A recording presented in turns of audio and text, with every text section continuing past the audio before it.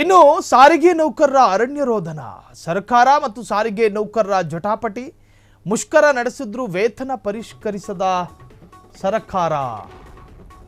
ಸಾರಿಗೆ ನೌಕರರ ಅರಣ್ಯ ರೋಧನ, ಸಂಕಟಮಯ ರೋಧನ, ಸರ್ಕಾರ ಮತ್ತು ಸಾರಿಗೆ ನೌಕರರ ಮಧ್ಯೆ ಜಟಾಪಟಿಗಳು ನಡೀತಾ ಇದೆ.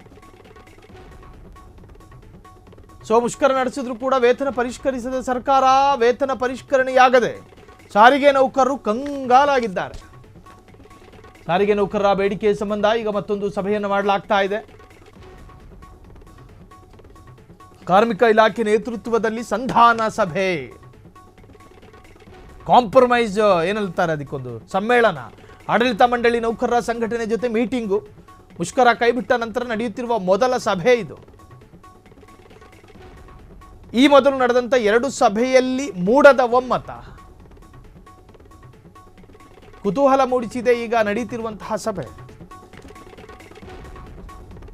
ಒಂದು ಕಡೆ ಸರ್ಕಾರಕ್ಕೆ ಹೇಳಕ್ಕಾಗ್ತಾ ಇಲ್ಲ, ನಾವು 5 ಗ್ಯಾರಂಟಿಗಳನ್ನು ಕೊಟ್ಟಿದ್ದೀವಿ, ತಿಂಗಳಾದರೆ ಸಾಕು ದುಡ್ಡು ಹೊಂದಿಸ್ಬಿಟ್ಟು ಆ ಗ್ಯಾರಂಟಿಗಳನ್ನು ನಾವು ಪಾಲನೆ ಮಾಡಬೇಕಾಗುತ್ತೆ, ನಮ್ಮ ಬೊಕ್ಕಸದಲ್ಲಿ ಹಣ ಇಲ್ಲ, ನಿಮ್ಮ ಸರ್ಕಾರಿ ಸಂಬಳ ಅಥವಾ ವೇತನವನ್ನು ಹೆಚ್ಚು ಮಾಡೋದಕ್ಕೆ ನಮ್ಮಿಂದ ಈಗ ಸಾಧ್ಯ ಆಗ್ತಾ ಇಲ್ಲ ಅಂಥೇಳಿ ಓಪನ್ ಆಗಿ ಹೇಳೋಕ್ಕೂ ಆಗ್ತಾ ಇಲ್ಲ ಸಾರಿಗೆ ಇಲಾಖೆಗೆ. ಇನ್ನು ನಮ್ಮ ಸರ್ಕಾರಿ ನೌಕರರು ಅದನ್ನು ಕೇಳಿಸಿಕೊಳ್ಳುವ ವ್ಯವಧಾನವೂ ಅವರುಗಳಿಗಿಲ್ಲ.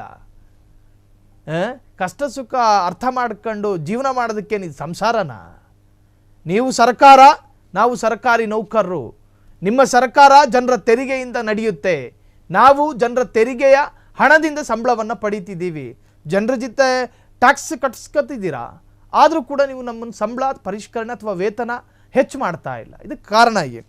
ಸಾರಿಗೆ ಇಲಾಖೆ ಈ ಹಿಂದೆ ಸರ್ಕಾರಿ ನೌಕರರ ಮುಷ್ಕರ ಆಯಿತು, ಆ ಸಂದರ್ಭದಲ್ಲೂ ಕೂಡ ಸಾರಿಗೆ ಇಲಾಖೆ ಜೊತೆಗೆ ಸರ್ಕಾರವೂ ಕೂಡ ಎಚ್ಚರ ಕೊಟ್ಟಿತ್ತು, ಪದೇ ಪದೇ ಪರಿಷ್ಕರಣೆ ಮಾಡೋದಕ್ಕಾಗಲ್ಲ. ಪರಿಷ್ಕರಣೆ ಅಂತ ಹೇಳಿದ್ರೆ ತಿದ್ದುಪಡಿ ಅಂತಲೂ ಹೇಳ್ತಾರೆ, ಇನ್ನು ಈ ವೇತನ ಇನ್ಕ್ರಿಮೆಂಟು ಅದನ್ನು ಮಾಡೋದಕ್ಕಾಗಲ್ಲ. ನೀವು ಸ್ವಲ್ಪ ವ್ಯವಧಾನದಿಂದ ಇರಬೇಕು ಒಂದಷ್ಟು ತಿಂಗಳುಗಳು ಅಂತ ಹೇಳಿದರು. ಆದರೆ ಅದನ್ನು ಕೇಳಿಸಿಕೊಳ್ಳುವ ಪರಿಸ್ಥಿತಿಯಲ್ಲಿ ಸರ್ಕಾರಿ ನೌಕರರಿಲ್ಲ. ಬಸ್ಸಿನ ಚಾಲಕರು, ನಿರ್ವಾಹಕರು, BMTC, ಬೇರೆ ಬೇರೆ ನಿಗಮಗಳ ಬಸ್ ಚಾಲಕರು, ನಿರ್ವಾಹಕರು. ಅವ್ರನ್ನ ಹೆಂಗೆ ಕನ್ವಿನ್ಸ್ ಮಾಡ್ತೀರಾ? ನಿಮ್ಮಿಂದ ಸಾಧ್ಯ ಇದೆಯಾ ಬೇರೆ ಏನಾದರೂ ಪರ್ಯಾಯ ಭರವಸೆಗಳನ್ನು ಕೊಡೋದಕ್ಕೆ? ನಿಮ್ಮಲ್ಲಿ ಧೈರ್ಯನೇ ಇಲ್ಲ. ಕಾರಣ, ಪಂಚ ಯೋಜನೆಗಳಿಗೆ ಹಣ ತುಂಬಿಸ್ತಾ ಇದ್ದೀರಿ, ಸಂಪನ್ಮೂಲ ಕ್ರೋಢೀಕರಣದಲ್ಲಿ ಎಡುತ್ತಾ ಇದ್ದೀರಿ. ಇರೋದೊಂದು ಇಲಾಖೆ, ಅಬಕಾರಿ ಇಲಾಖೆ, ಅದನ್ನು ಎಷ್ಟು ದಿನ ಅಂಥೇಳಿ ರೇಟ್ ಜಾಸ್ತಿ ಮಾಡ್ತೀರಿ?